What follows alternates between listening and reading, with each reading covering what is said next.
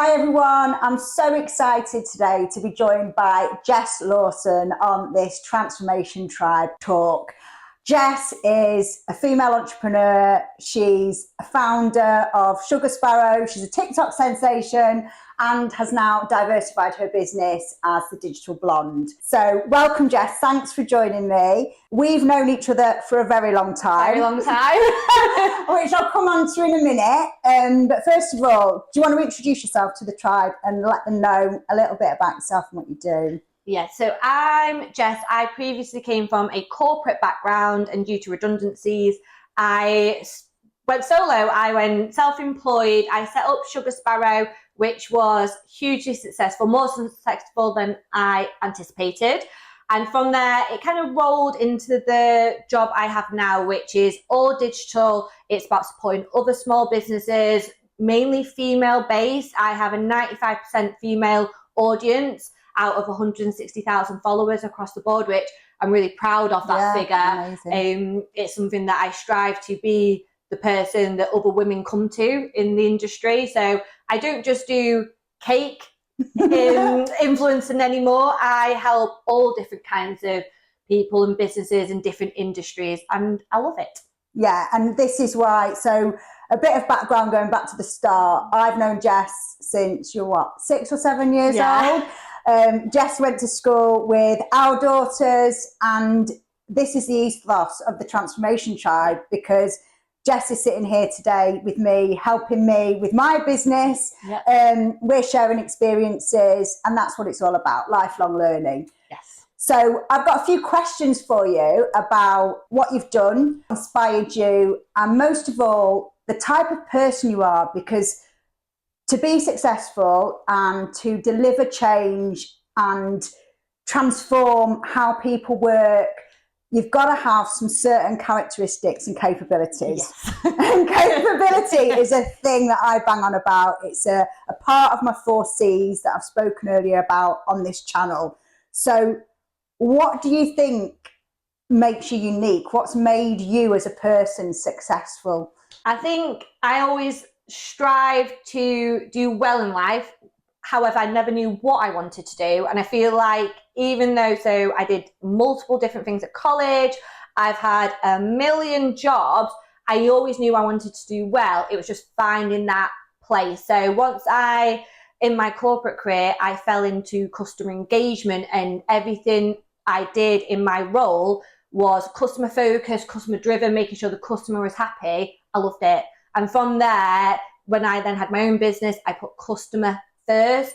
And then from there, now I, especially on TikTok, talk about that community, that customer. And I really feel like having that love of community and that love of helping other people strive me to have this career now and do what I do now. I'm never often on my own. I'm always with other people, whether that's in workshops or one-to-ones, or even just online talking to people, but answering back those comments. And I feel like that and seeing people's success really drives me to do what I do. Yeah, no, it's fantastic. And it's, we've spent a lot of time together today. We've not really spent a lot of time together for a few years prior to this, but it is definitely, I pick up when I'm with you, a really positive vibe and about being your authentic self.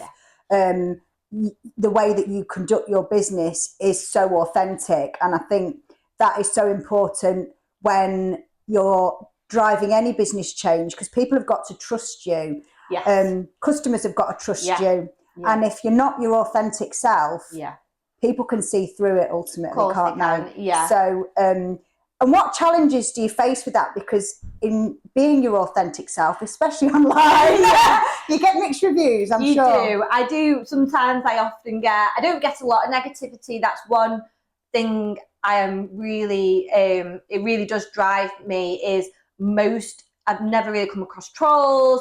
My platform is very positive, very happy, but I do get the odd comment where I say I'm a bit too abrupt because when I talk, especially on platforms like TikTok, it is raw and organic, and I just pick up my camera, I talk about what I want to talk about, and that normally adds value and helps people, whether it's a question being answered or a technique or a tip or a trick. However, I do often get told that I come across a little bit passive aggressive or a little bit abrupt. And I think it's just because I just jump on camera without thinking that is one of my only downfalls.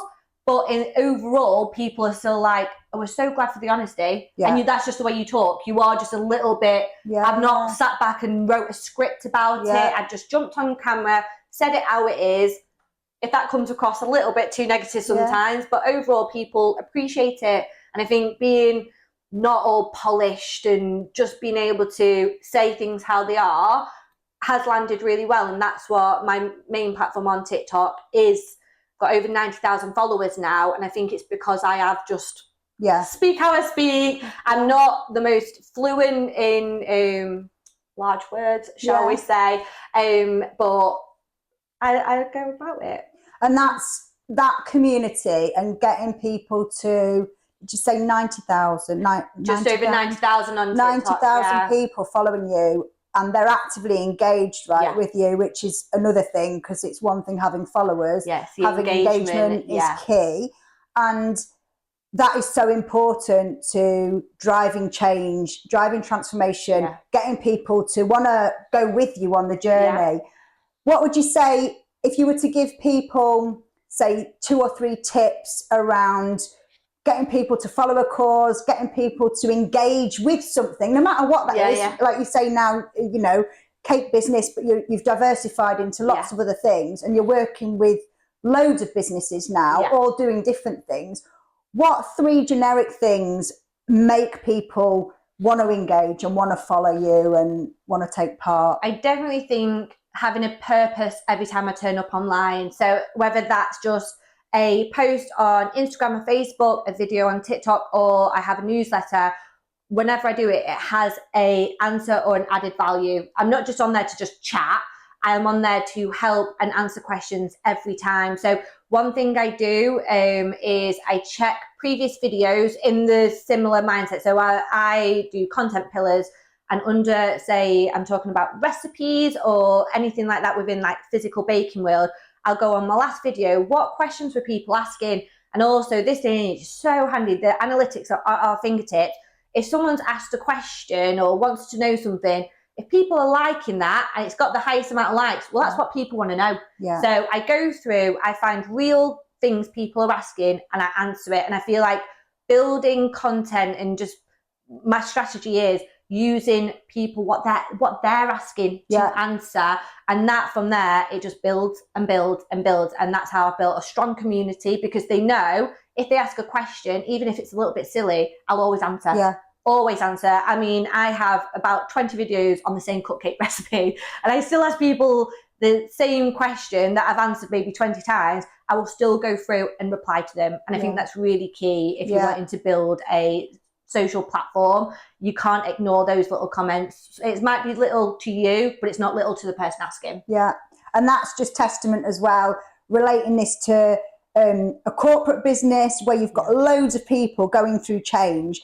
That's so transferable, because 20 different people in that business are going to hear about something in a different way, and they're all going to want to engage with it in a different way. So you might have to tell the same story, position the same why we need to change and why to get involved 20 different times repeatedly. But what you're saying is it's so important to respond to each and every person. From the lowest person to the highest person. You know, I have a lot of other people who I'm like TikTok friends with, so we follow each other back, who have millions of followers. You know, they are the big creators. But if they ask me a question and someone who has no followers, who is just following me, has followed me for a year, I'm still going to answer both of them the same. You know, I don't prioritize. I'm only going to focus on those bigger creators and reply to them. I'm going to reply to every single one. As much as if something goes viral and it's got 1,000 comments, it does limit me a little bit, but generally I always try to reply to every single question, no matter who it is. So I think my question, I asked you for 3 points. So you've sort of covered off replying and engaging to everybody. You've covered off that sort of use of data and analytics and insight, which I think you positioned perfectly, because you talked about understanding the human element of that, but you're using data and analytics absolutely amazingly. What would you say is your 3rd point then?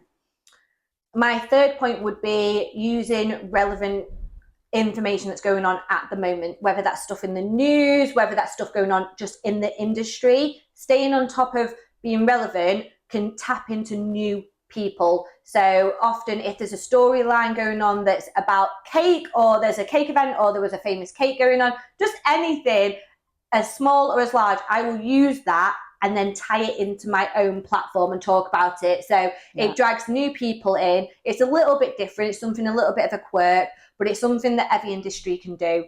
You know, no matter what industry you're in, there is news articles often, whether it's around the world, UK based, in your town, that I always try and talk about. Yeah, perfect. And like you say, that relevance and constantly refreshing and constantly innovating, because in any business, nothing stands still. No. Change is a permanent state. And I think what I've discovered, especially now, the world is moving at such a faster pace. Yeah. It's absolutely essential, isn't it, to just stay on top of things. Yeah. And that's why having those change capabilities in a business are so essential, because if you lose that ability to change, and people who love change, it becomes really hard to do. Yeah. And what you're describing is almost doing it on a daily basis, seeing what's out there, seeing how you refresh daily, which I think is fantastic. And if you were going to talk about how you personally keep refreshing and keep staying on top of things, what do you do for your change capability? How do you self-develop? What sort of things would you say you focus on? I'm a complete nerd and I watch a lot of videos. I'm personally not a big reader.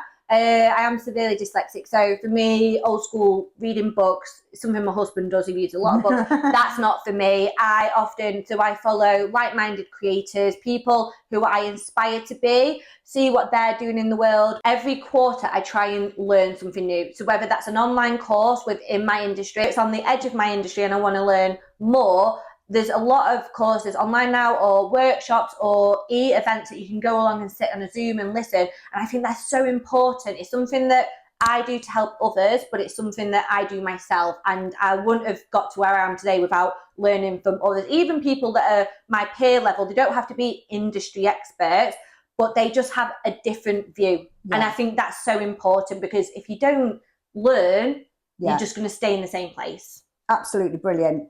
Thanks, Jess. As you know, at the Transformation Tribe, we're all about change and transformation. And what I wanted to draw out with you today, the big change that you made, you went from cake baker, cake baking sensation, to now social media and digital sensation, which is a completely different type of business. One's a service and, you know, one's a product. It is completely different. And for me, the drive for that was lifestyle. My cake business no longer suited my home life, my work-life balance. It got quite out of hand and it's not what I wanted to do, as much as a success it was. And, you know, I was quite well known. I did think, you know what, this is my chance now to get a better work-life balance and do something that I truly love. Social media, I'm obsessed with, and I absolutely love it. And I love the fact that I can come to work every day and do something I love to do and help others do that. So for me, it was hard. It was a hard transition to go from a physical labor job, I was producing products, to now I'm sat at a laptop. That mentally was quite hard.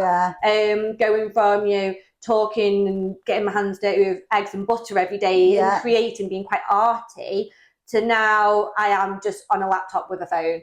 So that was quite hard. For me, what stayed the same is when I was cake baking, because my cake pages did get quite large, it actually got larger with people who wanted to be cake bakers, who were asking for advice. And so from there, my channel on Instagram and TikTok went from just showing off cakes that you can order to how did you make this cake, how I box cakes up, all about allergens, the business side.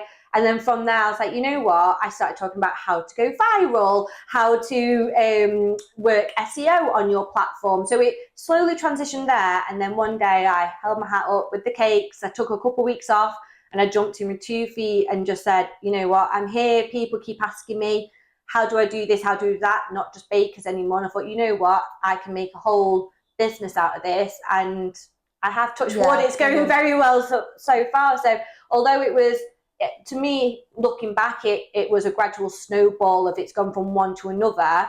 It was actually a massive change, and it was a little bit of a mental moment of sat at a desk when I've been stood up for 12 hours every day for 6 days a week and working weekends. So, but I'm so much happier, and I'm so glad I did it, because there was a lot of umming and ahhing, but taking that jump and not being too afraid and having a lot of support behind me to do it was the best thing I ever did. I was going to ask you about that, because it is a brave thing. Yeah. Change is hard. Yes. As we know, and making that change, you talked about support, you talked about sort of just taking a bit of time, resetting, and then jumping back in.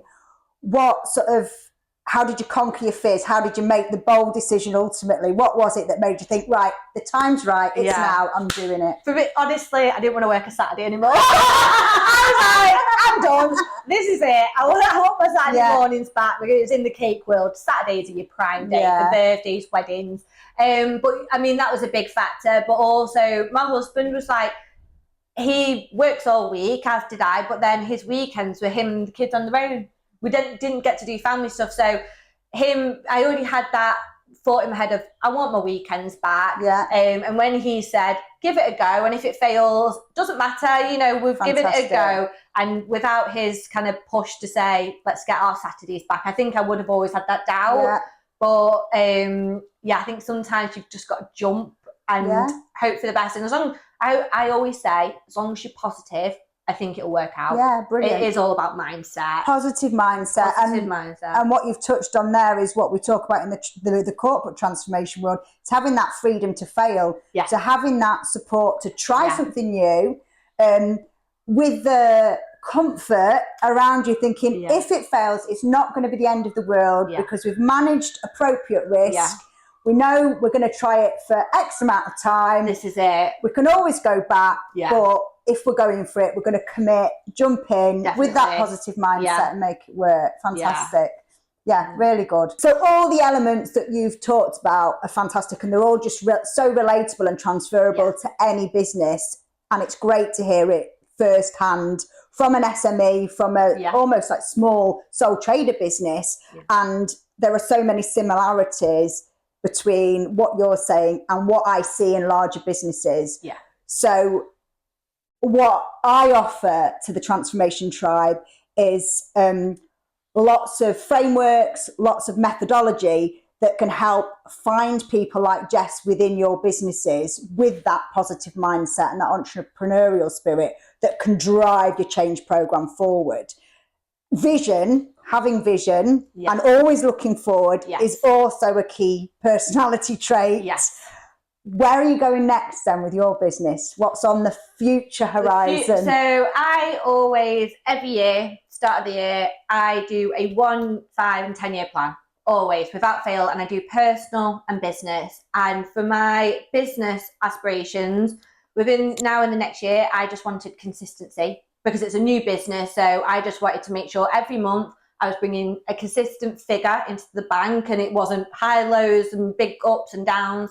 And then in 5 years, I do see it being more of an agency and having multiple people, whether that's freelance or employed, working in the different, because at the minute I do a little bit of everything. So I thought it'd be great if I can have someone who only does social media management, someone who only does the workshop, someone who specializes in those one-to-ones, and build it up from there. Because at the minute, to be fair, I do have an employee who works 6 hours a week, which is a massive help to have someone to bounce ideas off of.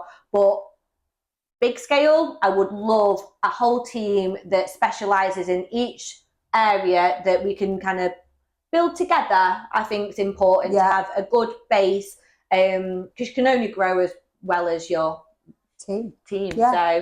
So 10 years, I haven't thought that far ahead. That would be me working on a remote island, but to have a team of people in the UK. But no, those are my goals. For this year alone, I am on track. My monthly income has been very steady. I've hit over target every month, which is I'm really happy with. So this time next year, hopefully I'll be one step closer, maybe that 6 hour a week work. I might be full time and grow from there. But at the moment, I am very happy with my progress. And it's about those realistic steps, isn't it? Realistic. Because again, so relatable to any business and corporate businesses. People talk about transformation and they always think it means these huge strides, and they set these really unrealistic targets of wanting to change the world in like 24 months or 36 months. It's never going to happen. No. But having that vision and relentlessly ploughing forward towards it and doing some really innovative stuff on the way and changing the way you work and constantly evolving and learning in the process helps you get there. And you've proven that with what you've done already. I always do a quarterly check-in. Back to my corporate days, it's instilled in me. I always go back over my data, my analytics, to make sure that I am on track. And I think that's important. I think a lot of small businesses, or especially people who have never worked in a corporate background, I meet people all the time that have just happened to have started a business that's done amazing, but they don't have any of this toolkit. They don't know any methodology. And I always say, check back in. Just re-reflect of, are you on track? Have you done what you wanted? Or have you fully exceeded? And just being realistic in what goals you have. Absolutely brilliant. I hope you've all enjoyed listening to the Transformation Tribe Talk with Jess today, as much as I've enjoyed talking to Jess. It's been an absolute pleasure. And please check out in the links below all Jess's social media and her business links. And if you need any help with anything that Jess has discussed, I'm sure she'd be more than happy to have follow-on conversations with you.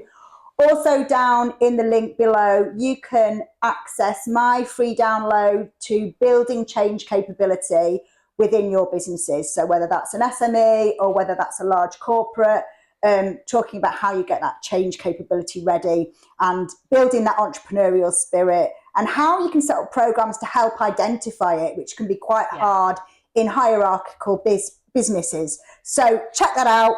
And also sign up to my newsletter, links below, and like and subscribe to this channel.